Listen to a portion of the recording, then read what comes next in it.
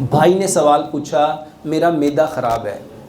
मेरे मोहतरम भाइयों, मैदे ख़राब हो तो ज़िंदगी में कभी मैदे की दवाई नहीं खानी, ज़िंदगी में कभी मैदे की दवाई।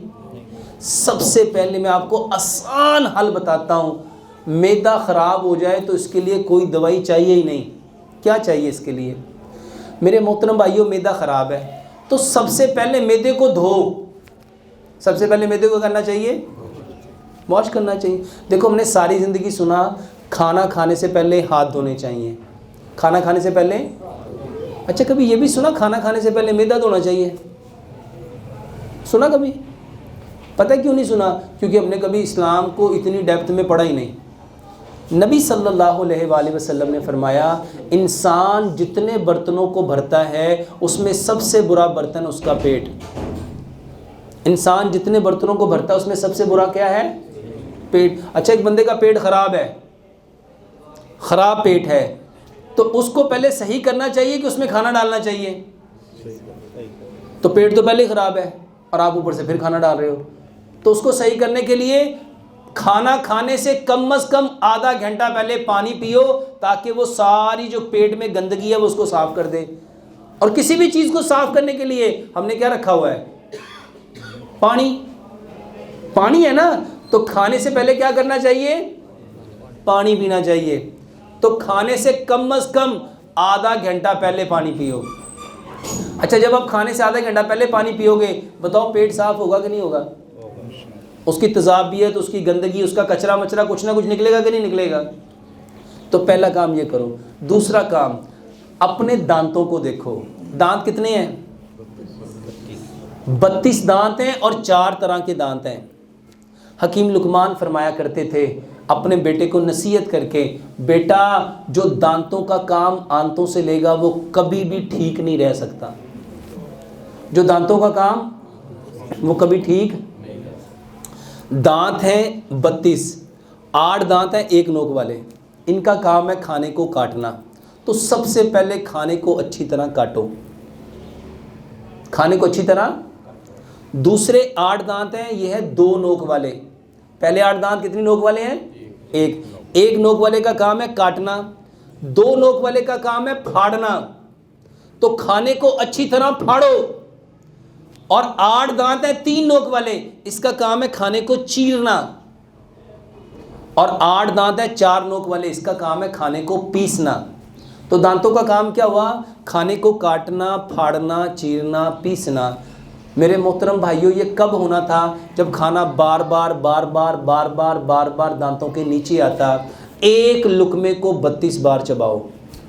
एक लुकमे को, भाई साहब, जो बंदा एक लुकमे को 32 बार चबाएगा, बताओ उसका खाना क्या बन जाएगा?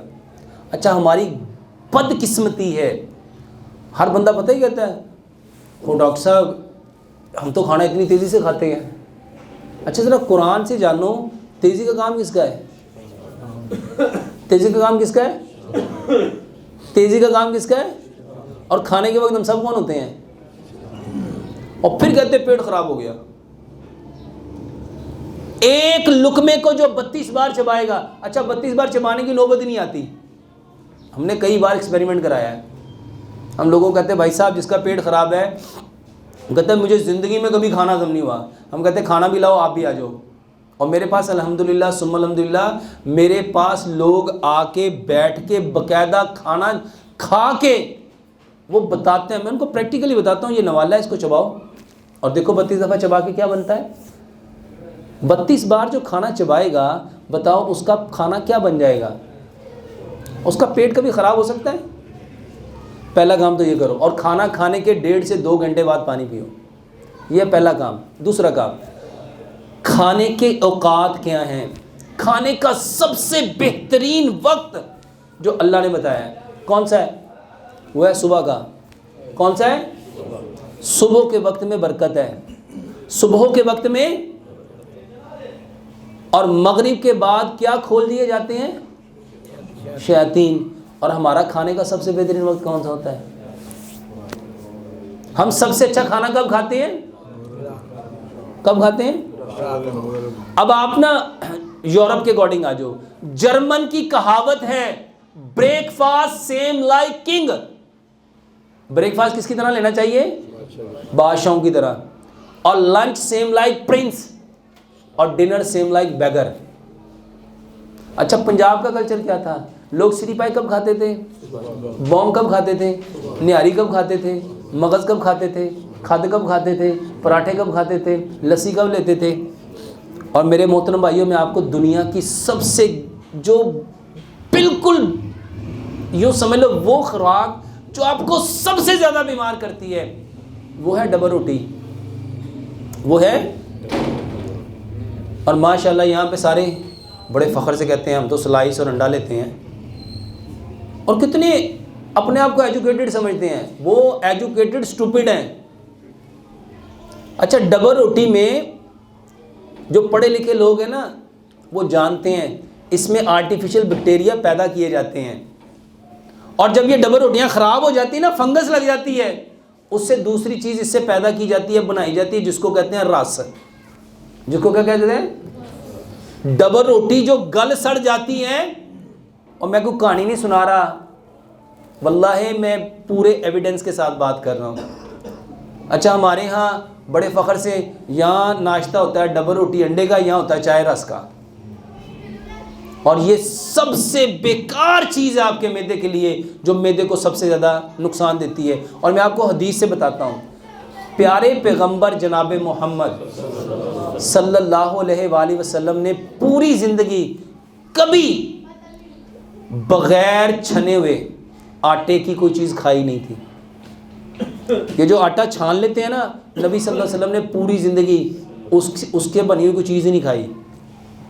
आपने हमेशा मना किया है कि जैसा है उसको लाओ, थोड़ा सा हिलाओ, जो उसके ऊपर तिनके वगैरह हैं उसको आप हवा से, उसको फूंक से उड़ा दो। ये छान के खाने वाला कॉन्सेप्ट इस्लाम में। और भाई आप छान के उसका जो फाइबर है, उसके जो चोकर है, उसकी जो सूजी है, जो मैदा है, वो तो आप निकालने की कोशिश करते हो। तो उसके जो नेचुरल इंग्रेडिएंट्स हैं, जब आप वो निकाल दोगे तो वो खाना आपको ताकत देगा, मैदे को हेल्दी करेगा, ख़राब करेगा। तो मेरे मोहतरम भाइयों, आटा पत्थर की चक्की का पिसा हुआ लो, ये लोहे की चक्कियाँ, चाइना की चक्कियाँ, स्टील की चक्कियाँ, ब्लेड की चक्कियाँ, पत्थरियों वाली चक्कियाँ, इसको साइंटिफिकली समझो। पत्थर की चक्की पे आटा यूँ पिसता है और बाकी जितनी चक्कियाँ उस पर आटा यूँ कटता है। उस मोटर का आरपीएम इतना तेज़ होता है कि वो आटे के सारे नेचुरल इंग्रेडिएंट्स को बर्न कर देता है। चोकर भी जल गया, सूजी भी जल गई, मैदा भी जल गया, फाइबर भी जल गया। बताओ पीछे बचेगा क्या? वो बचेगा ब्लड प्रेशर जो आप लोगों को है। ये जला हुआ भूस जब आप लोग खाओगे, आटा किस लिए खाना था? जले हुए भूस के लिए कि ताकत के लिए? तो यहाँ क्या मिल रहा है? यहाँ तो वजन ही मिलेगा। पत्थर की चक्की का आटा खाओ और सिर्फ 40 दिन खा के देख लो, अगर कभी कब्ज हो जाए, कभी ब्लड प्रेशर हो जाए, कभी कोलेस्ट्रॉल बढ़ जाए, कभी आपको ये बवासीर हो जाए, कोई दवाई तो नहीं बता रहा। मेरे मोहतरम भाइयों, वो आटा जो रब ने आपके लिए पैदा किया था, बदकिस्मती से आपने वो आटा ले आया जो चाइना की चक्कियों में आता है, और आप लोग इनको समझ रहे हो कि ये आपके खैर खाएं। तो आटा पत्थर की चक्की का खाओ। 4 बातें आपको बताई। खाना खाने से आधा घंटा पहले पानी पियो, 1.5 घंटा बाद पानी पियो, और एक लुकमे को 32 बार चबाओ। सुबह का खाना पेट भर के खाओ 60%, दोपहर का खाना 30%, शाम का खाना 10%। इसके बाद आपको बताया कि आप आटा पत्थर की चक्की का लेके आओ, और अगर एक काम कर लो, सिर्फ अपना खाना मिट्टी के बर्तन में पकाओ। खाना किस में पकाना है? अच्छा, मिट्टी के बर्तन में क्यों पकाना है? मिट्टी के बर्तन में खाना पकता है, और silver, steel, non stick, Teflon, pressure cooker में खाना गलता है। कभी कॉन्सेप्ट देखा गला हुआ और पका हुआ? एक सेब है पका हुआ, एक सेब है गला हुआ, कौन सा खाएंगे? अच्छा, एक शख्स सुबह भी, दोपहर भी, शाम भी गले हुए 2-2 सेब खाता है, और एक बंदा दिन में सिर्फ एक पका हुआ सेब खाता है। सेहत किसकी अच्छी होगी? अच्छा, वो तो 6 खा रहा है, वो क्या है? तो खाना कौन सा खाना चाहिए था? तो खाते कौन सा हो? अल्लाह ताला कुरान में फरमाते हैं, तुम पे जितनी बीमारियां आती हैं, मुसीबतें आती हैं, परेशानियां आती हैं, बिमा कसबत ऐदिहिम, आई दिन नास, ये तुम्हारे इंसानों के हाथों की कमाई है। जितनी बीमारियां वो इंसानों के, वो आटा कौन लेके आता है? यही हाथ लेके आते हैं। तो मेरे मोहतरम भाइयों, अच्छा बताओ मैदा ख़राब होगा? अच्छा मैंने कहानी सुनाई है कि हकीकत में मबनी बातें हैं। और एक दवाई जो मैं हर बंदे को कहता हूँ खाओ, और अल्हम्दुलिल्लाह कई लाख ने, कई करोड़ों ने शुरू कर दी। और ये वो दवाई है जिसके बारे में अल्लाह ताला ने जिब्रील अमीन को बताया, और जिब्रील अमीन ने प्यारे पैगंबर जनाब मोहम्मद सल्लल्लाहु अलैहि वसल्लम को बताया। वो है काला दाना। कलवंजी वो काला दाना है जिसमें मौत के सिवा हर बीमारी की शिफा है। और हमारी बदकिस्मती ये है, हमारे यहाँ पे लोगों के दिमाग इतने उलझे हुए हैं, कहते हो ये तो बड़ी गर्म होंदी हुई ना खाई, आग हैगी वो आग। अच्छा प्यारे पैगंबर जनाब मोहम्मद सल्लल्लाहु अलैहि वसल्लम क्या फरमा रहे हैं? इसमें क्या है? मौत के सिवा। और यहाँ माशाल्लाह अक्लमंद इंसान क्या फरमा रहा है? अच्छा किसकी बात सच्ची है? अच्छा हम किसकी बात को मानते हैं? हम मानते हो ना ना, मैं तुम मना किया सी ना, वेख्या ही आग हैगी सी, तेने बड़ा घर करना। अच्छा क्या नबी सल्लल्लाहु अलैहि वसल्लम सिर्फ मक्के और मदीने के लिए आए थे? क्या यूनिवर्सल है? हम मेरे मोहतरम भाइयों, प्यारे पैगंबर जनाब मोहम्मद सल्लल्लाहु अलैहि वसल्लम रहमतल लिल आलमीन।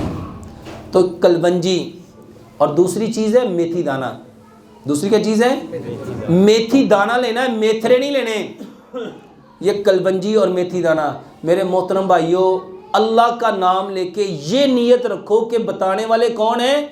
प्यारे पैगंबर जनाबे मोहम्मद सल्लल्लाहु अलैहि वसल्लम। 100 ग्राम कलवंजी लो, 100 ग्राम मेथी दाना, दोनों को मिक्स कर लो। रात को 5 गिलास पानी लो, 3 चाय के चम्मच कलवंजी मेथी दाना डालो।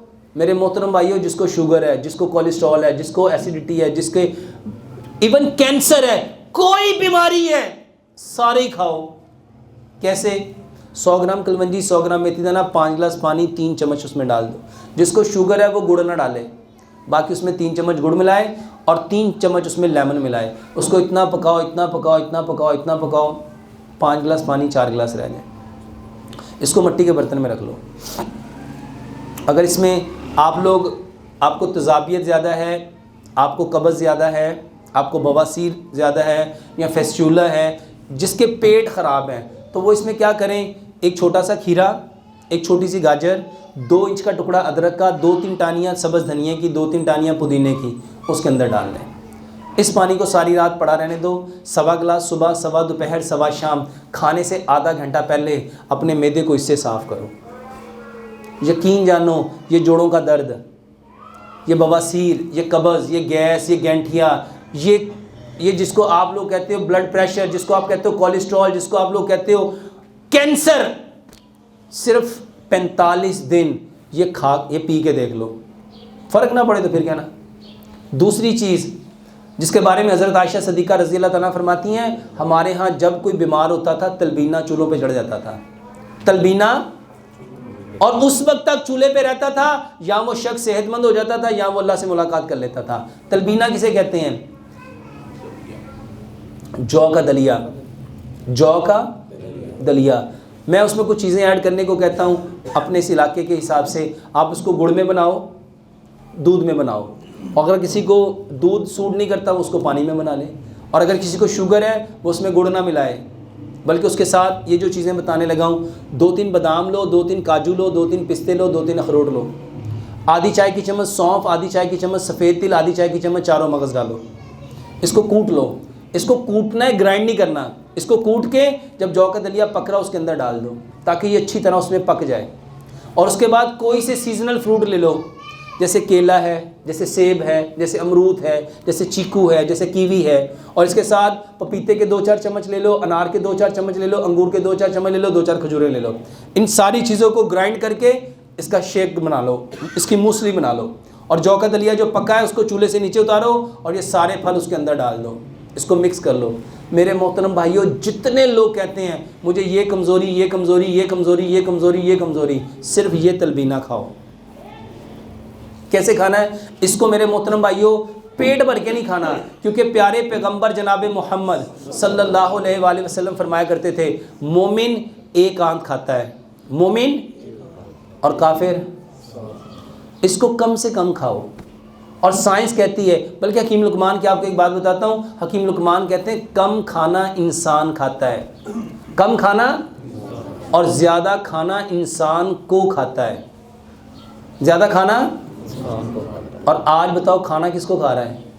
क्या इंसान खाना खा रहा है या इंसान को खाना खा रहा है? मेरे मोहतरम भाइयों, इस तलबीना के 3 हिस्से करो, सुबह दोपहर शाम, खाने के बाद इसको मीठे के तौर पे लो, बेहतरीन इलाज है।